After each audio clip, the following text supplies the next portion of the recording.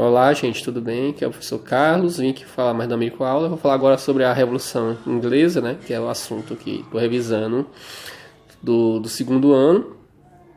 E a gente vai, para a gente falar da Revolução Inglesa, a gente tem que voltar um pouco no tempo, né? A gente tem que falar um pouco da Reforma Anglicana para que você consiga entender o que foi a Revolução Inglesa, né? Então, a Revolução Inglesa...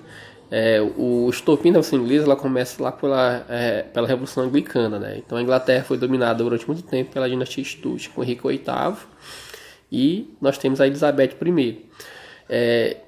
Durante a dinastia Stuart, né, houve a Revolução Anglicana com Henrique VIII, e nesse período houve um processo de desapropriação das terras feudais, também das terras da Igreja Católica, né? Esse processo com o surgimento da Igreja Anglicana. Então várias terras da Igreja que eram da Igreja foram tomadas, né?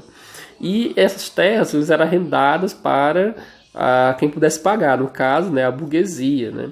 E isso fortaleceu muito o poder da burguesia, que elas arrendavam essa terra e consequentemente acabavam comprando também essas terras, né? Então isso fortaleceu muito o poder da burguesia durante a dinastia Tudor. Com a morte de Elizabeth I, quem vai suceder o trono, nós temos a nova dinastia, que seria a dinastia Stuart, né?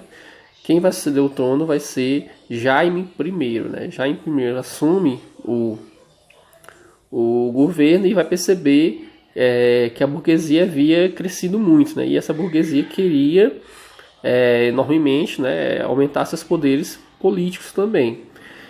Então o que acontece? Quando a gente fala da Revolução Inglesa, a gente já falou aqui na questão política, a gente tem que acrescentar também uma questão bastante interessante, que é a questão religiosa, que estava inerente, né? A gente já falou do surgimento da Igreja Anglicana, e a gente pode também destacar um fator religioso também, que que está lá como também um dos fatores, né? A maioria dos burgueses, eles eram calvinistas, né? Na Inglaterra eles chamavam de puritano. Então daí a Inglaterra geralmente se divide a Revolução Inglesa em dois momentos, né? Revolução Puritana e Revolução Gloriosa. Geralmente é comum encontrar esse tipo de divisão, né? Então na Revolução Puritana, quando se refere a esse termo, se refere por causa disso, porque a maior parte da burguesia eles eram puritanos, né? Calvinistas, como era assim que se denominava os calvinistas na Inglaterra, que tinham crescido enormemente, né? Dentro da Inglaterra. E o rei Jaime I combatia, né, o calvinismo através da Igreja Anglicana. Quando a gente fala da história da Igreja Anglicana, a gente tem que levar bem que a Igreja Anglicana, com a nossa história, ela sempre teve aquela questão de aproximação e distanciamento com os dogmas católicos. Apesar da Igreja Anglicana ser uma igreja assim, protestante, que surgiu na relação com o meio protestante, dependendo do rei que sucedia no trono, se fosse um rei mais próximo ao catolicismo, ela se aproximava do catolicismo. Se fosse um rei que estava, vamos dizer, mais longe do catolicismo, né, se aproximava mais dos protestantes. E assim sucessivamente, né. Já em primeiro, ele era muito mais próximo, né, da igreja, né, dos bispos católicos, né, e ele pregava a questão do direito divino dos reis, né. Então, nessa questão, já em primeiro, ia chegar até fechar o parlamento. A revolução, quer dizer, a revolução, né, puritana em si, ela vai se iniciar com seu filho, né, que é o Carlos I. Carlos I vai assumir o governo e ele vai aumentar os impostos, né, coisa que seu pai já tinha feito para combater uma revolta que aconteceu na Escócia. Ele vai aumentar os impostos novamente. Para isso ele vai ter que abrir o parlamento, né. Ao mesmo tempo, o parlamento vai tentar diminuir os poderes do rei. Ao tentar diminuir os poderes do rei, né, o rei vai mandar fechar o parlamento e, consequentemente, não tem início que seria a primeira fase da Revolução Inglesa, né, que seria a Guerra Civil, né, que vai durar de 1642 a 1648, né. Nesse período de Guerra Civil, né, o exército vai ser liderado, o exército do parlamento vai ser liderado, né, vai ser liderado por Oliver Cromwell, né, que ele que vai liderar o exército. E, é claro, o exército do parlamento vai conseguir vencer as forças monárquicas.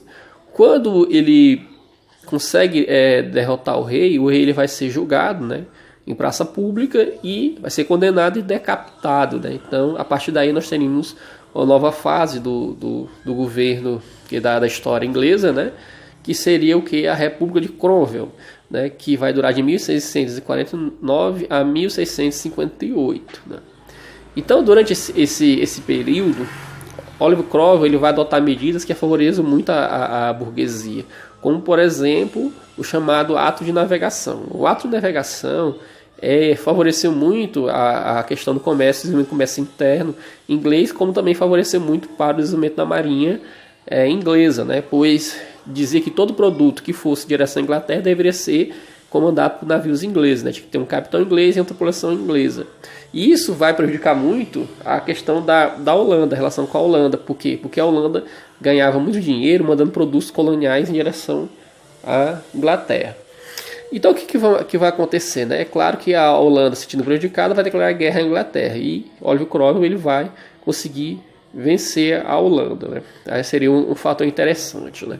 Então uma coisa que é interessante destacar também do governo de Cromwell é que ele, quando chega ao poder, ele vai adotar políticas autoritárias, né? Ele vai se tornar Lorde Protetor, né? Que era um cargo hereditário, apesar de estar falando de uma república, né? Esse momento do governo de Oliver Cromwell ele leva muito a monarquia.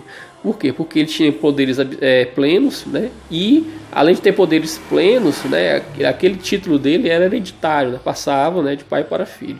Outro fator também seria interessante seria a criação do chamado a chamada criação da formação da Comunidade Britânica em 1653. Então ele vai adotar políticas que antes, ora, ele combatia, né, uma questão, uma política absolutista, né? Não que ele se tornou um rei absolutista em si, mas promoveu um governo ditatorial. Como, por exemplo, ele mandou fechar o parlamento, novamente, né? Mandou fechar o parlamento. Então, em 1658, Oliver Cromwell ele morre. O que vai suceder seu governo? Vai ser Ricardo, seu filho, né? Ricardo ele não tinha a mesma habilidade política do que seu pai. Ele vai reabrir o parlamento e o parlamento, né, vai se aproveitar e vai fazer uma estratégia perigosa, né, onde vai chamar o filho do então Carlos I, aquele rei que foi decapitado, para assumir o governo, que seria Carlos II, né? Então ele vai restaurar a dinastia Stuart ao poder, né? É claro que Carlos I, ao assumir Carlos II, ao assumir o governo, ele teve que aceitar a petição de direitos, que era uma regra que queria ser colocada ainda no governo de Carlos I, onde reduzia bastante os poderes do rei, né? E ele aceitou. Bem, o problema é que Carlos I, é claro que ele vai tentar, né, de certa forma, burlar essas leis, né, tentar aumentar o poder. E tinha outros problemas, né, como a aproximação realmente do monarca com relação ao catolicismo. A gente já falou que a burguesia, boa parte da burguesia era protestante, né, como chamado puritanos, né.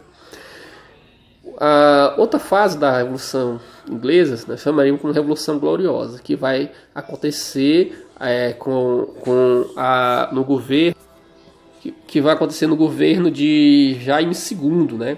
Jaime II tentou restaurar o absolutismo e ampliar a influência do catolicismo, né.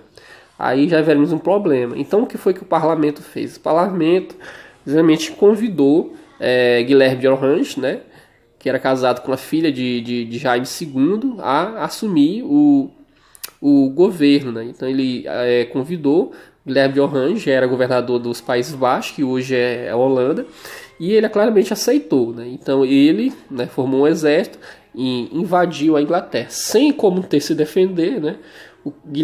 Jaime II acabou fugindo para a França, né? A partir daí nós teremos na nova fase da história inglesa, né, que nós inserimos uma monarquia parlamentarista, porque Guilherme de Orange teve que aceitar a chamada Declaração de Direitos, aonde limitava bastante o poder do rei, aonde que na verdade quem governaria a Inglaterra seria o parlamento, né? E esse sistema vigora até hoje na Inglaterra, né? Então seria um breve resumo daquilo que foi visto sobre a Revolução Inglesa. Espero que estejam entendido. Qualquer coisa, é só entrar em contato.